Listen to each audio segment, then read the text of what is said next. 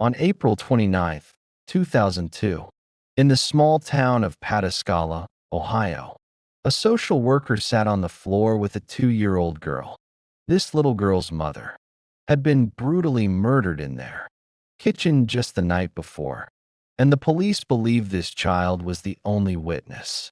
After some gentle prodding, the little girl leaned in and whispered a name that would turn her family's life into a living nightmare. But before we get into today's story, if you're a fan of the strange, dark, and mysterious delivered in story format, you've come to the right place.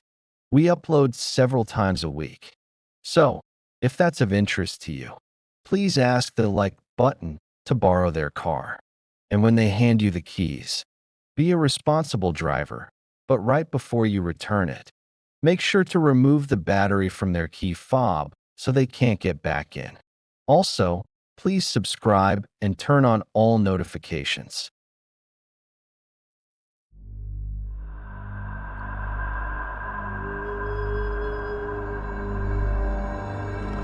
It was April 28, 2002. 38-year-old Rhonda Boggs was sitting in her mother-in-law's living room, checking the clock every few minutes. At her feet, her daughter Amanda was playing. Rhonda was waiting for a very specific phone call.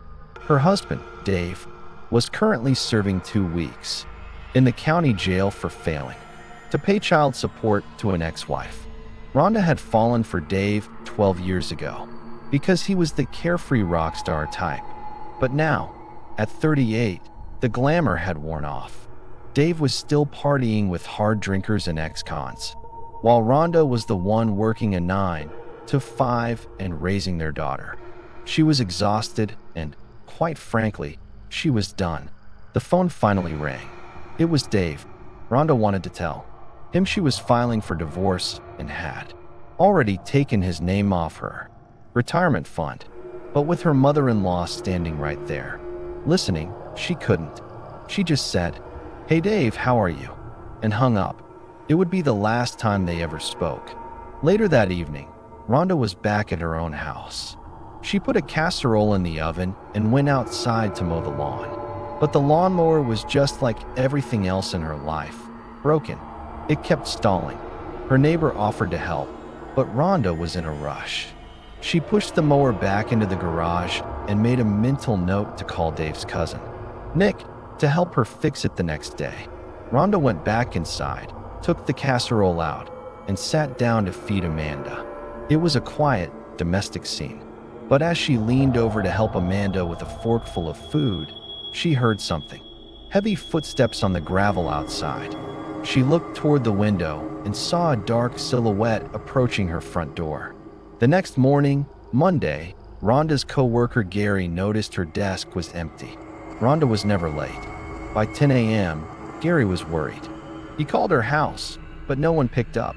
He decided to drive the 15 miles to her home, half expecting to find her car broken down on the side of the road.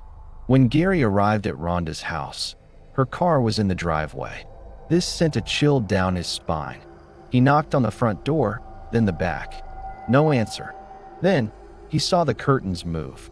Amanda's small, red, tear-stained face appeared at the window. She had been crying for hours. Gary managed to convince Amanda to unlock the door. As he stepped inside, the silence was deafening. Then he looked down. There were bloody footprints leading from the kitchen into the living room. Gary didn't look any further. He grabbed Amanda, ran to a neighbor's house, and screamed for them to call 911.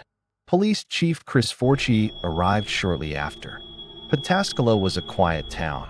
They hadn't had a murder in 6 years. Their crime scene unit was literally a refurbished ambulance. Forchi walked into the kitchen and found Rhonda. She had been stabbed over a dozen times in the head, neck, and chest. Underneath Rhonda's body, the coroner found a steak knife covered in blood. Forchi noticed it matched the set on Rhonda's counter. This wasn't a professional hit. The killer hadn't even brought a weapon. They had grabbed what was available in the heat of the moment. The house looked like a robbery gone wrong. Drawers were pulled out. Jewelry was missing. and Rhonda's purse was emptied on the dining table. But there was no forced entry. Whoever did this, Rhonda had let them in. Rhonda's sister, Kim, arrived at the scene. She told Forchi about the failing marriage and Dave being in jail. But then came the breakthrough. The social worker sat with 2-year-old Amanda. Amanda made a stabbing motion toward her own neck and whispered, "Uncle Nick." A judge released Dave Boggs from jail so he could be questioned. When Forchi asked him who Uncle Nick was, Dave looked confused. He said it was his cousin, Richard "Nick" Robinson, who had been helping Rhonda around the house while Dave was locked up. Police spotted Nick's SUV and pulled him over at gunpoint. They found reddish smears in the back of his vehicle and a dark spot on his hat. Before the police even told him why he was being arrested, Nick asked, "Is this about Rhonda?" Detective Bruce Brooks took over the questioning. Nick looked terrible, pale and nauseous. He claimed he was just hungover from a night of heavy drinking at 2 different bars. He denied everything, but Brooks wasn't listening. He had a 2-year-old witness and a suspect who looked guilty. For 6 hours, Brooks grilled Nick. He told Nick that he would face the death penalty and that little Amanda would have to testify against him. Nick finally cracked. He said, "Maybe I did it. I just don't remember." Eventually, he gave a full confession, claiming he tried to kiss Rhonda. She fought back, and he accidentally stabbed her. Just as the police were celebrating a closed case, a man named Bob Sisko called. He was Dave's bandmate.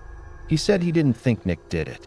He pointed toward another former bandmate, Chris Williams, a man with a history of robbing Rhonda and Dave to buy drugs. Forchi went back to interview Amanda again. This time, she didn't say Uncle Nick. She said, "Bob did it."